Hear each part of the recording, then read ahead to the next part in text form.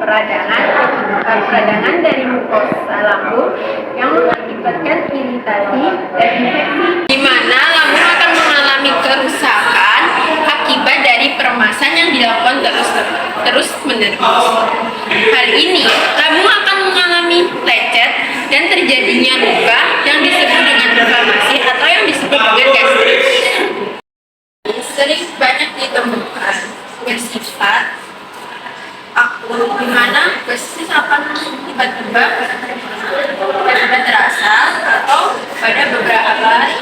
Juga bersifat kronis, yaitu bisa berbulan-bulan ataupun bertahun-tahun.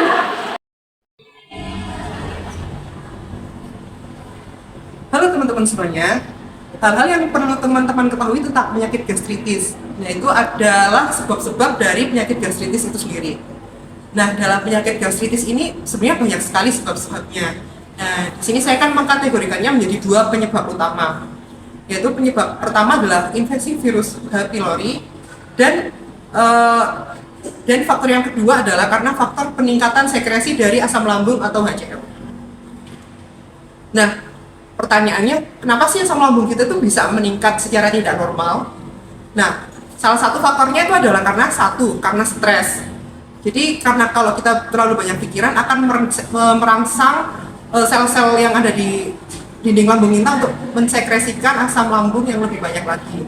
Dan itu juga jika kita mengkonsumsi makanan yang terlalu pedas atau yang terlalu asam. Nah, itu juga dapat meningkatkan sekresi dari HCl atau asam lambung yang ada di lambung kita.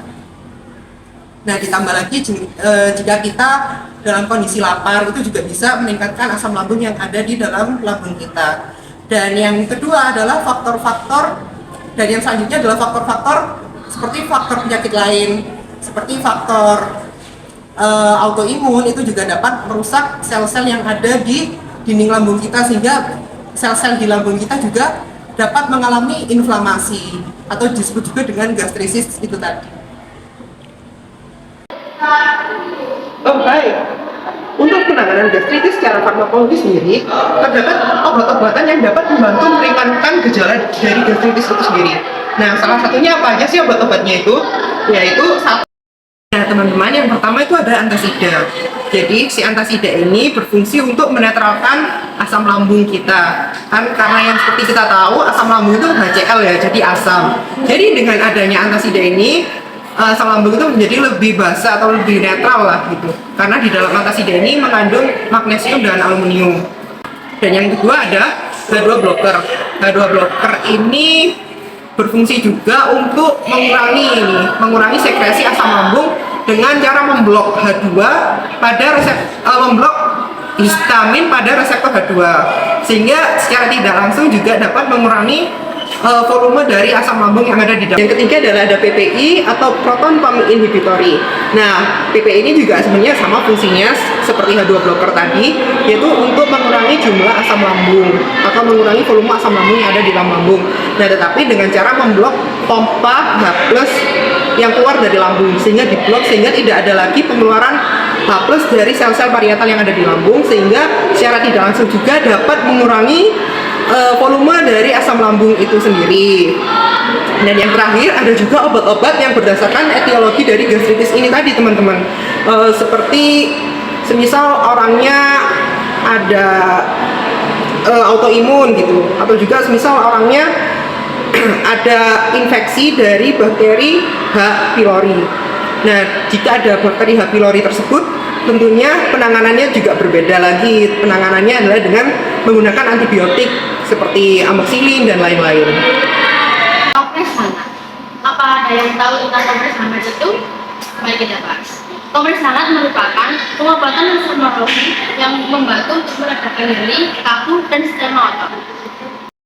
Kompres hangat berfungsi untuk membantu mengalirkan darah juga loh, yang sehingga dapat membantu meredakan nyeri pada ketegangan, konstruksi pada otot, dan untuk membantu mengalirkan darah pada persendian. Mari kita simak tindakan untuk pengopres hangat dengan benar dan baik. Akan air hangatnya di dalam botol. Setelah itu kita akan memberikan kepada pasien dan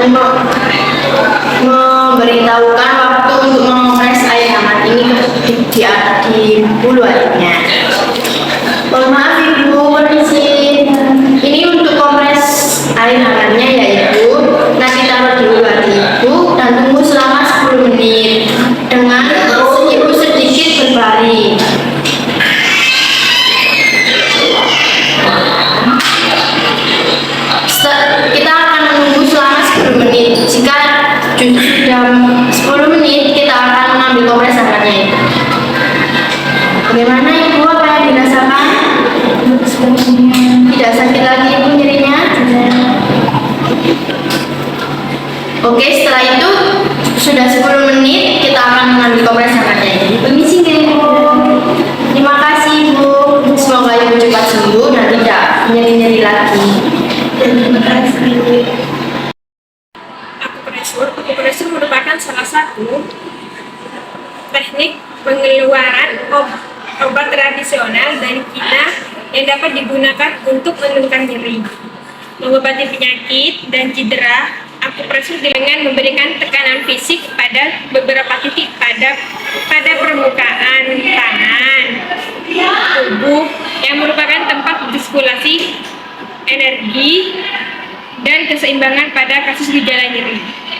Teknik akupresur ini tidak invasif, demam, dan efektif. Akupresur terbukti dapat mengurangi nyeri punggung kepala, osteoartritis, otot, leher, nyeri preoperasi dan postoperasi, mual muntah, dan masalah tidur. Yuk, mari kita simak dari video akupresur. Satuan dalam akupresur disebut dengan Jun. 2 jari sama dengan 1,5 Jun. 3 jari sama dengan 2 Jun.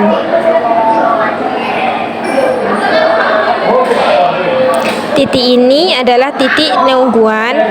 Letaknya berada di 2 Jun di atas lipatan pergelangan tangan. Maaf, seharusnya 3 jari. Kemudian lakukan penekanan atau pijatan selama 30 detik sampai 2 menit.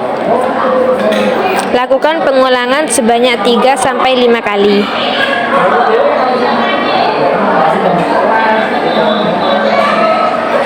Selanjutnya adalah Susanseli. Letaknya berada pada tonjolan di atas otot di samping lateral luar sekitar 2 Jun dari bawah samping dengkul. Kemudian lakukan penekanan atau pijatan selama 30 detik hingga 20 menit. Lakukan pengulangan sebanyak 3 sampai 5 kali. Kemudian titik ini adalah titik Zhongwan. Posisinya berada di 4 Jun di atas pusar. Kemudian lakukan penekanan atau pijatan selama 30 detik sampai 2 menit. Lakukan pengulangan sebanyak 3 sampai 5 kali. Nah, tadi itu ada penjelasan tentang penanganan gastristik. Di sini saya akan menjelaskan tentang pencegahan gastristik. Pertama, hindari tidur sebelum makan. Yang kedua, cuci tangan dengan air mengalir dan sabun menghindari infeksi dari bakteri. Yang ketiga, membatasi asupan minuman atau yang mengandung alkohol. Yang keempat, berkonsultasi dengan dokter sebelum menggunakan obat anti nyeri. Yang kelima, menjaga berat badan ideal. Yang terakhir, menerapkan posisi tidur yang untuk mencegah naiknya asam lambung. Selanjutnya, komplikasi gastristik. Yang pertama, luka lambung. Yang kedua, anemia akibat peradangan pada dinding lambung. Yang ketiga, radang lambung atrofik. Yang keempat, defisiensi vitamin B12 yang dapat menyebabkan anemia pernicious. Yang kelima, kanker lambung. Yang terakhir,